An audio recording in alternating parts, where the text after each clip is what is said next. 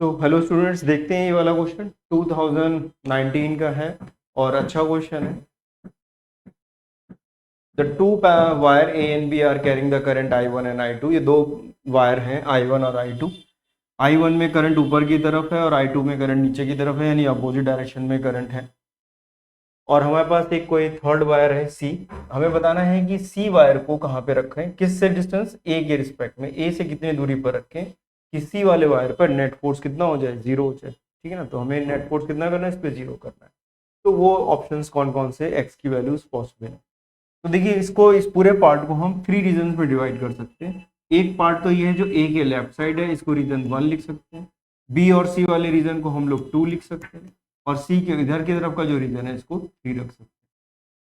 तो देखिए, इस वायर पर जो सी वायर है हमारे पास, इस पे फोर्स, नेट फोर्स तभी जीरो हो सकता है जब बी की वजह से फोर्स इधर लगे, मतलब अपोजिट डायरेक्शन में दोनों के फोर्सेस लगने चाहिए। अगर दोनों के फोर्स एक ही डायरेक्शन में लगेंगे तो कभी भी पॉसिबल नहीं होगा। तो अगर सपोज करिए कि हम रीजन 2 में रखते हैं, यहाँ पर रखते हैं, तो देखिए ए की वजह से जो मैग्नेटिक फील्ड का डायरेक्शन है वो अंदर की तरफ है। तो ए की वजह से जो मैग्नेटिक फील्ड का डायरेक्शन है वो इसी वाले वायर पे अगर रखते हैं यहाँ पर, तो अंदर की तरफ है। और बी वाले की वजह से अगर आप फील्ड देखिए, इसकी वजह से जो मैग्नेटिक फील्ड है वो भी अंदर की तरफ है। तो दोनों केस में जो मैग्नेटिक फील्ड है वो एक ही डायरेक्शन में है। तो एक करंट कैरिंग वायर एक सिंगल मैग्नेटिक फील्ड पे रखा है, तो उसके ऊपर केवल एक ही फोर्स लगेगा, दोनों के फोर्स का डायरेक्शन सेम है, तो इसलिए इसमें नेट फोर्स जीरो हो नहीं सकता। तो ये इस वाले रीजन में तो लाई नहीं कर सकता, इसके बीच में तो कभी लाई नहीं कर सकता। अब बात आती है, ये फर्स्ट साइड में भी हो सकता है और थर्ड साइड में भी हो सकता है। तो यहाँ से अगर हम मान लेते हैं कि फर्स्ट साइड में है, तो हम यहाँ से इसका डिस्टेंस मान लेते हैं एक्स। यहाँ से अब ये एक्स ना लिख के हम लोग यहाँ से एक्स लिख लेते हैं। तो अब देखिए, पॉसिबल होगा इस ए वर्ग की वजह से जो मैग्नेटिक फील्ड है वो बाहर की तरफ है। ए की वजह से जो मैग्नेटिक फील्ड है वो किधर की तरफ है, बाहर की तरफ है। ए की वजह से जो मैग्नेटिक फील्ड है इस रीजन में वो कैसी है, आउटसाइड है। कैसी फील्ड है वो, आउटसाइड है। आउटसाइड फील्ड है, फील्ड हमारे पास आउटसाइड है, बाहर की तरफ। किसकी वजह से, ए की वजह से। और बी की वजह से फील्ड कैसी होगी, बी इस डायरेक्शन में तो अंदर की तरफ होगी। और बी की वजह से जो फील्ड है वो अंदर की तरफ है। बी की वजह से जो इसमें फील्ड है वो अंदर की तरफ है, तो बी की वजह से फील्ड हमने अंदर की तरफ ली।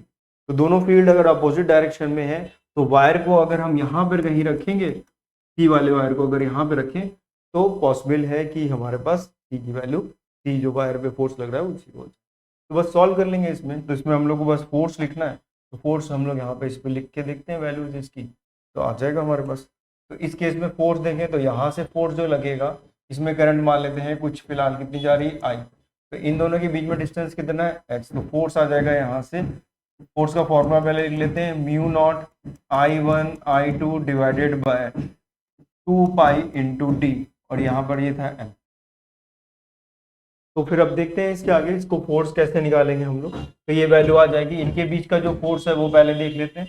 तो ये म्यू नॉट 2 पाई तो सब अलग आप कर दीजिए, कांस्टेंट है। इसमें वैल्यू हम लिखेंगे आई, इसके लिखेंगे I minus I I1 divided by D. D की वैल्यू कितनी है, एक्स, इक्वल टू कितना आ जाएगा इसके लिए और इसके लिए लिखेंगे, तो वैल्यू आप लिखेंगे आई I2, और ये टोटल डिस्टेंस यहाँ से यहाँ तक का कितना हो गया, डी प्लस एक्स। ये वैल्यू हो गई डी प्लस एक्स। आई से आई कैंसिल हो गया, तो ये वैल्यू आप इधर ले जाएंगे, तो ये I1 d plus I1 into x equal to I2 into x. ये उधर शिफ्ट कर देंगे तो x आ जाएगा, तो वैल्यू है I1 D divided by I2 minus I2। एक वैल्यू तो x की हमारे पास ये वैल्यू है। तो देख लेते हैं कोई वैल्यू आ रही है, I1 D upon I1 minus I2, या जो भी इसकी वैल्यू, इस तरह से वैल्यू ये हमारे पास आ रही है। दूसरी वैल्यू देख लेते हैं।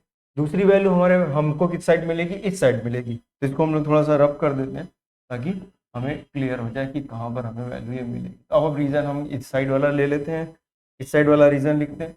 इस साइड अगर आप देखें तो इसकी वजह से मैग्नेटिक फील्ड किधर की तरफ है, बाहर की तरफ।